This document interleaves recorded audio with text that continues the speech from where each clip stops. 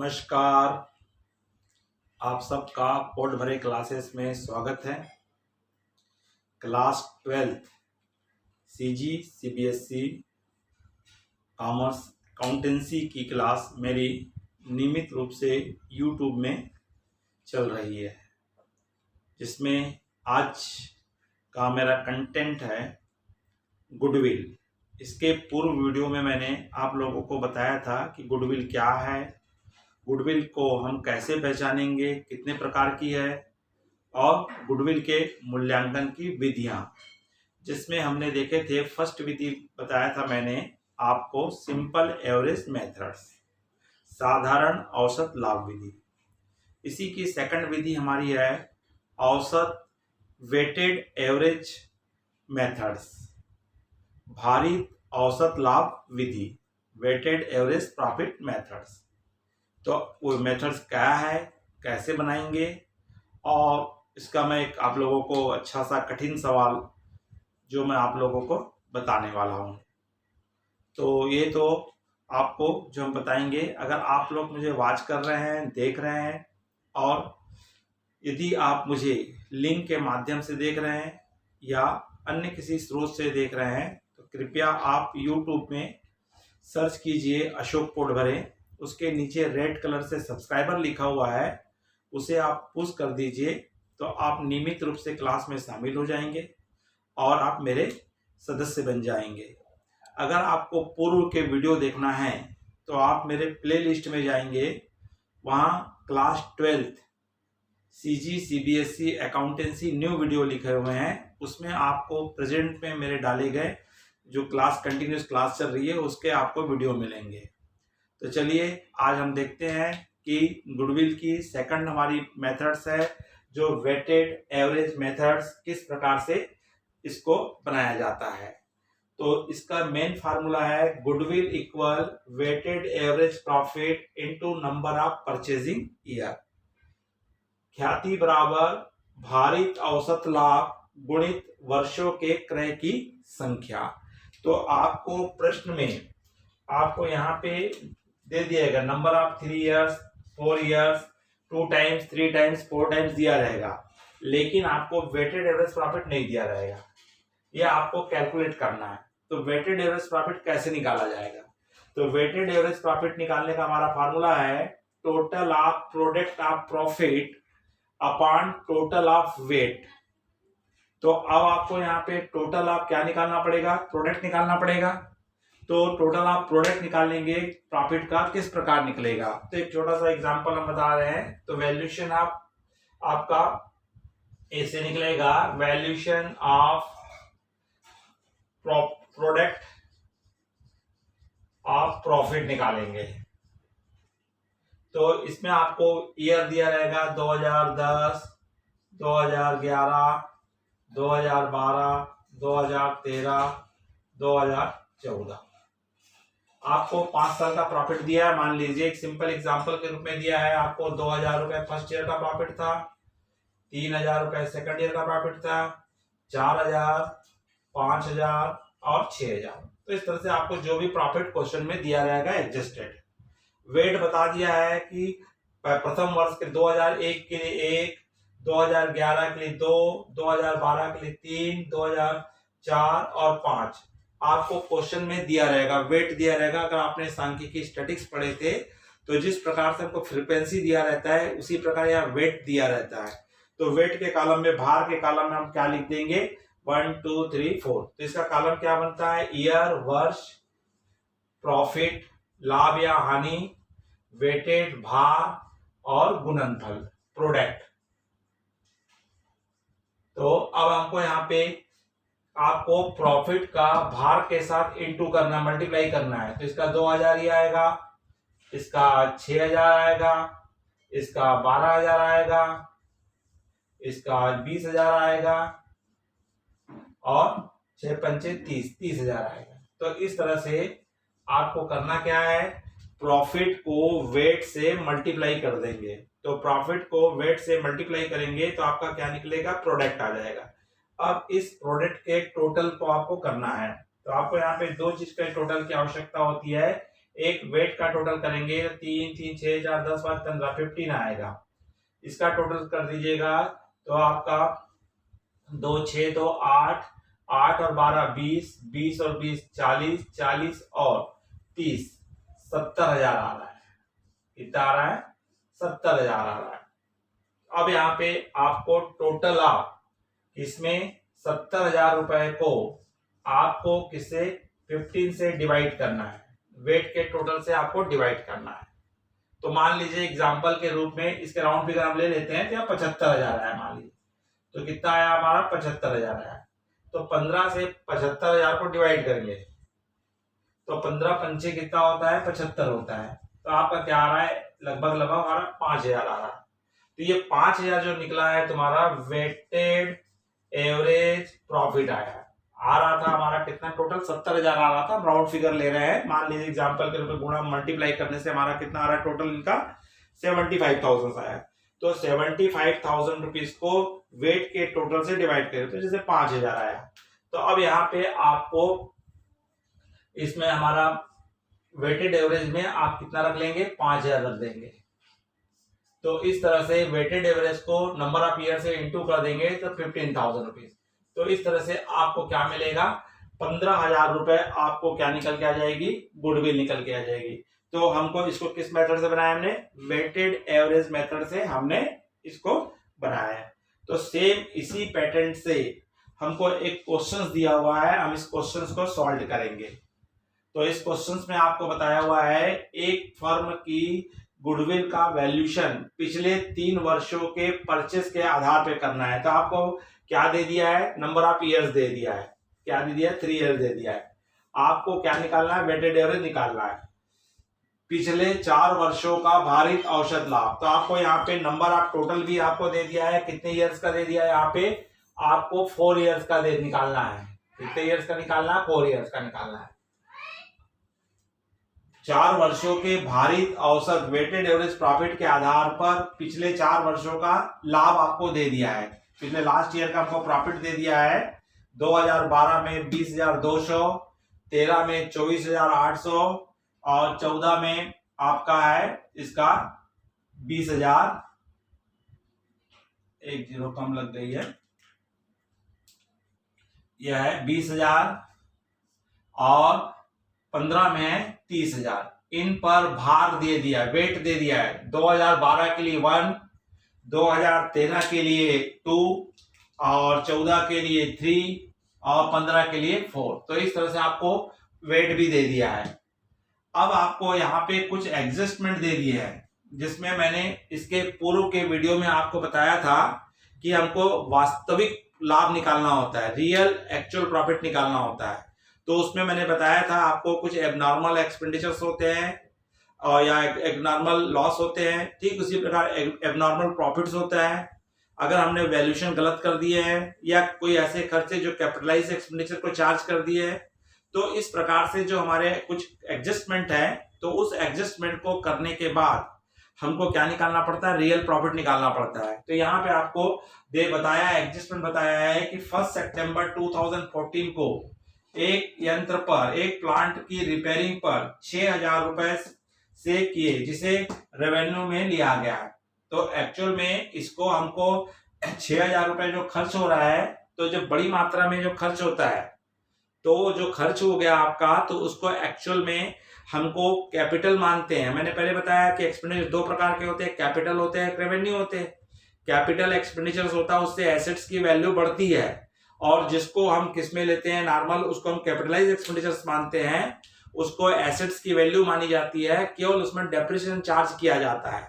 लेकिन इसने इसको 6,000 रुपए कहाँ चार्ज कर दिया? प्रॉफिट एंड लॉस एप्रोप्रिएशन में चार्ज कर दिया, रेवेन्यू में चार्ज कर दिया, जिसकी वजह से 2014 का प्रॉफिट हमारा क्या आ गया होगा? कम आ गया होगा। तो इसको हम रिलेटेड 14 में माइनस करेंगे। ठीक उसी प्रकार बोलता है, इसमें केवल 10% आपको डेप्रिसिएशन चार्ज करने का राइट्स है।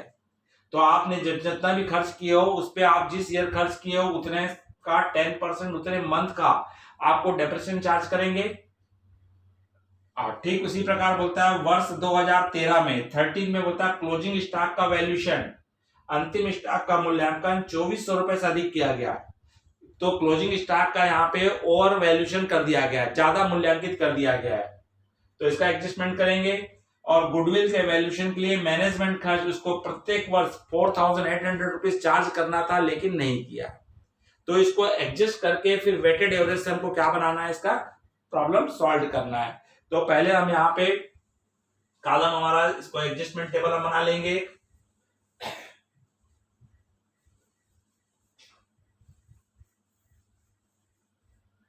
तो सबसे पहले हम यहाँ पे पहले एडजस्टमेंट टेबल बनाते हैं, एक्चुअल प्रॉफिट निकालते हैं पहले, वास्तविक लाभ की गणना।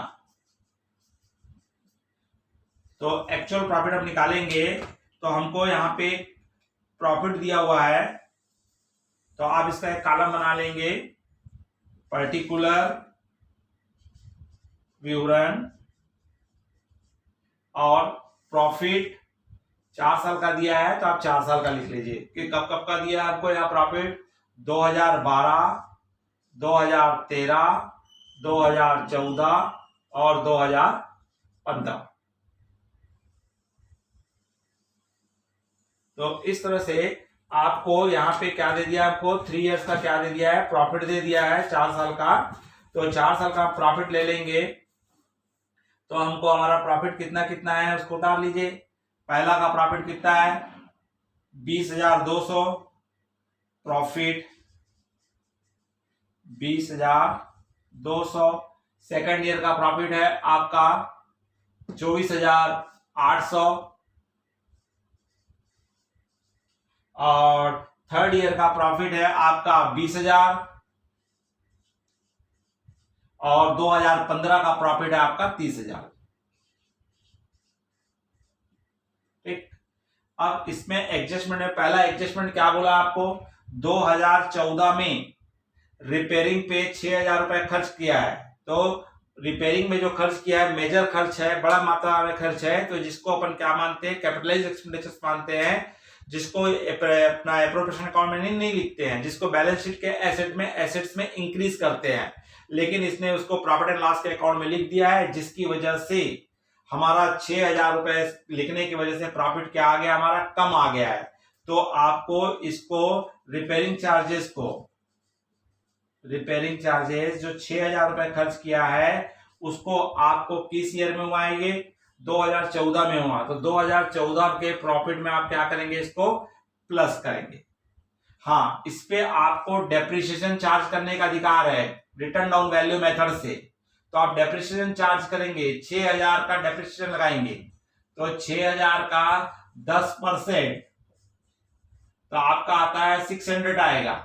लेकिन ये खर्च किया है 1 सितंबर को, सितंबर, अक्टूबर, नवंबर, दिसंबर को अकाउंट क्लोज कर रहा है, तो मात्र कितने महीने का हुआ है, 4 महीने का हुआ है, 4/12 मंथ का निकालेंगे तो 3 बार जाएगा, और 600 आया है, 3 से डिवाइड कर 200, तो यहाँ पे उसको डेप्रिसिएशन चार्ज करना है,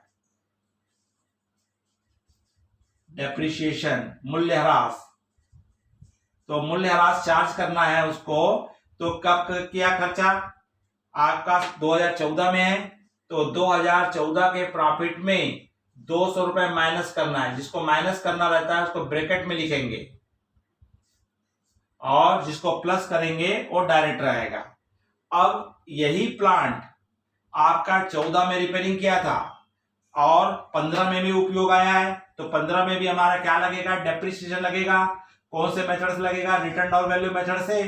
तो रिटर्न डाउन वैल्यू मेथड में करंट ईयर में इसका 200 रुपए लग गया है, तो कितना आया, 5800 आया। तो आप 2015 में जो डेप्रिसिएशन चार्ज करेंगे, तो किसका चार्ज करेंगे, 5800 रुपीज का 10%, और यहाँ साल भर यूज हो रहा है, इसलिए इसका आएगा 580। तो आपको नेक्स्ट ईयर 2015 में डेप्रिसिएशन चार्ज होगा, कितना चार्ज होगा, 580 रुपए आपका चार्ज होगा। तो ये आपका था पहला एडजस्टमेंट से आपके 2 हो रहे हैं, एक रेवेन्यू चार्ज आपका कैपिटलाइज चार्ज था वो जुड़ जाएगा, और दूसरा डेप्रिसिएशन जो हुआ था 2014 में 200 रुपए लगेगा, क्योंकि यहाँ 4 महीना यूज हुआ है, लेकिन नेक्स्ट ईयर पूरा साल भर प्लांट यूज हो रहा है, और उस पे 10% की दर से पूरा 1 ईयर का चार्ज होगा। रिटर्न डाउन वैल्यू मेथड्स बोला हुआ है, घटती पद्धति में इसलिए मेन कास्ट में से जितना डेप्रिसिएशन चार्ज किए हैं उसको क्या कर देते हैं, माइनस करेंगे और जो बैलेंस आता है उस पे चार्ज किया जाएगा।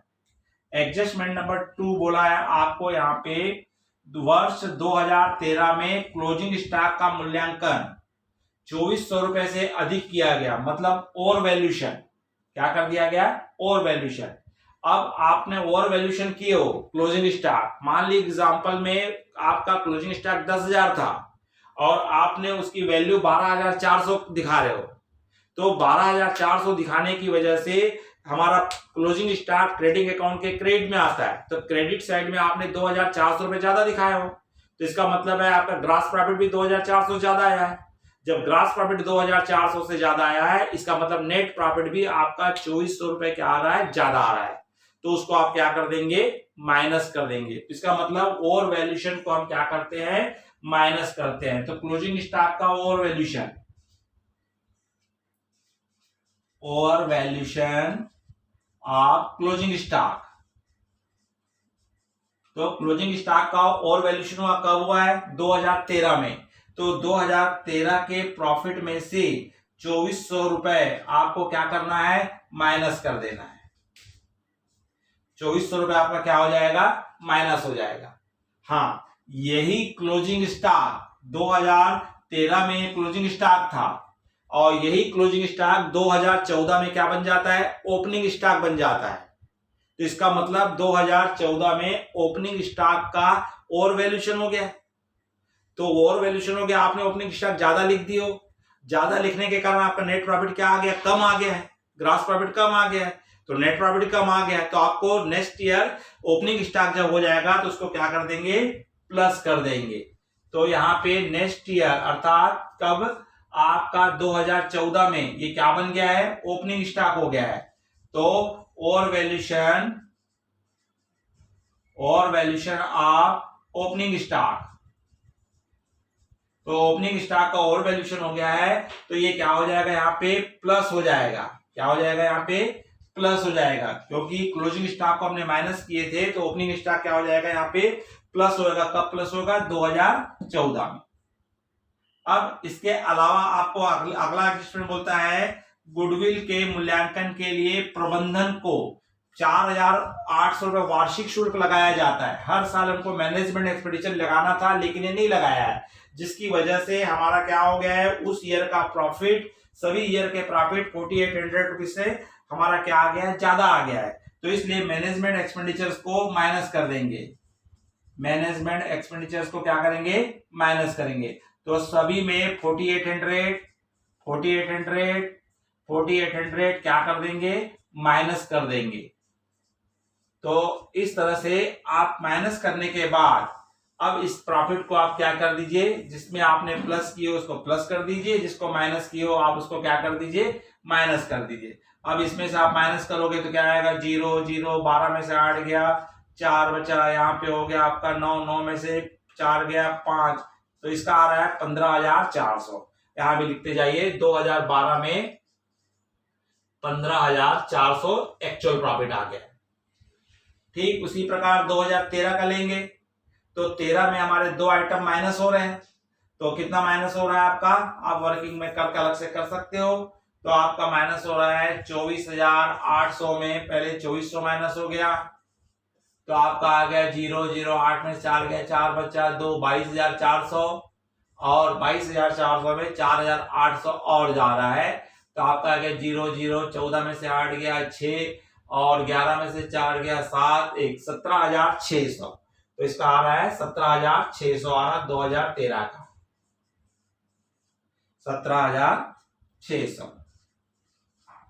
फिर हमारा आ रहा है 2014 में आ रहा है, तो 2014 में हमारा क्या हुआ, दो आइटम प्लस हो रहे हैं, 20,000 में आपका 6,000 प्लस हो रहा है, और आपका 2,400 रुपए ओपनिंग स्टॉक का वैल्यूएशन प्लस हो रहा है, प्लस कर दीजिए 0 4 8, 28,400, और घट रहा है, दो आइटम घट रहा है, एक 4,800 और 200, मतलब 5,000 रुपए, तो 5,000 रुपए माइनस कर दीजिए, तो 0 0 4, 8 में से 5 गया 3, 23,400 रुपए।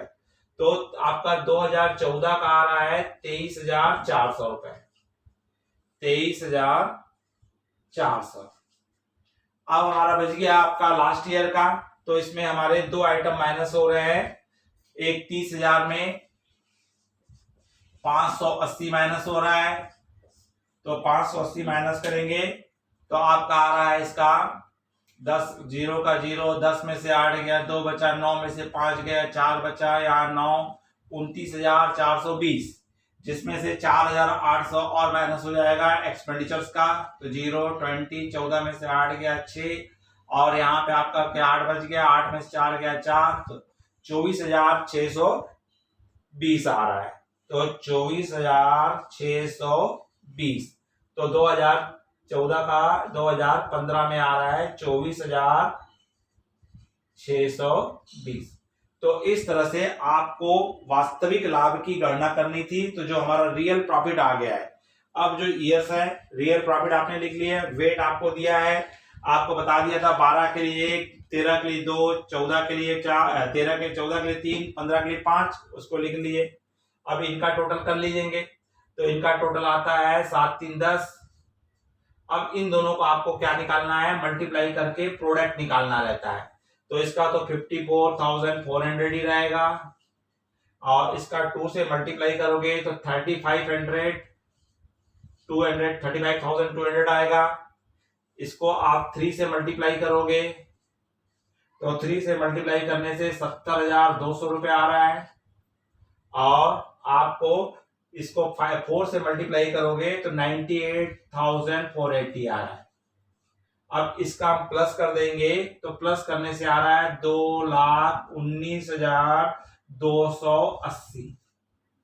तो इस तरह से आपको वेट का टोटल 10 आ रहा है, और आपको प्रोडक्ट गुणनफल का आपका आ रहा है 40,400, 15,400 1 से मल्टीप्लाई किए, 17,600 को 2 से मल्टीप्लाई किए, 23,400 को 3 से मल्टीप्लाई किए, और 24,620 को 4 से मल्टीप्लाई किए। तो इनका टोटल आ रहा है 2,19,280, और वेटेड का टोटल आ रहा है कितना 10। तो यहाँ पे टोटल आप द प्रोडक्ट में लिख देंगे 2,19,280, और वेट के टोटल में आएगा 10। अब एक 0 कट गया तो आया आपका 21,928। तो आपका वेटेड एवरेज प्रॉफिट कितना आ रहा है 21928। अब यहाँ पे 21928 को 3 से क्या कर दीजिए, मल्टीप्लाई कर दीजिए। तो यहाँ पे आपको कब से बोला है, यहाँ पे क्वेश्चन में देख लेंगे, 3 से बोला है तो 3 से मल्टीप्लाई कर देंगे, और अगर 4 से बोला है तो 4 से। तो यहाँ पे हमको बताया 4 ईयर बोला हुआ है, क्या है 4 वर्षों के क्रय के बराबर बोला है। तो इसको आप 4 से मल्टीप्लाई कर दीजिए, तो 4 से मल्टीप्लाई करने से इसका आंसर आ रहा है आपका, इसका आंसर आएगा, मल्टीप्लाई करोगे 87,714। तो ये आपका क्या निकल जाएगा, गुडविल आ जाएगा। तो यहाँ बोला है गुडविल का मूल्यांकन पिछले 4 वर्षों के क्रय के बराबर करना है, और 4 वर्षों का ही प्रॉफिट दिया हुआ है। तो यहाँ पे 4 से क्या कर देंगे, मल्टीप्लाई कर देंगे, तो क्या निकल जाएगी, गुडविल। अगर इसी को सिंपल एवरेज मेथड में अगर बनाने बोलता तो हम क्या करते, इस प्रॉफिट का टोटल करते, इस प्रॉफिट के टोटल को 4 ईयर से डिवाइड करते तो सिंपल एवरेज आ जाता, और 4 से मल्टीप्लाई करते तो गुडविल आ जाता। तो फिलहाल इसको वेटेड एवरेज से बनाने बोला था। तो ये तो था बच्चों वेटेड एवरेज का कैसे तैयार किया जाता, और ये बहुत ही इंपॉर्टेंट क्वेश्चन है सीबीएसई वाले के लिए, तो वेरी वेरी इंपॉर्टेंट क्वेश्चन है। तो इस क्वेश्चन को हमने सॉल्व करके देखे हैं। तो अगर ये वीडियो आपको अच्छा लगा होगा तो लाइक कीजिए, अधिक से अधिक मित्रों को शेयर कीजिए। अगर आप इस चैनल में नए हैं तो तुरंत सब्सक्राइब कीजिए। अगले वीडियो में पुनः भेंट होगी। नमस्कार।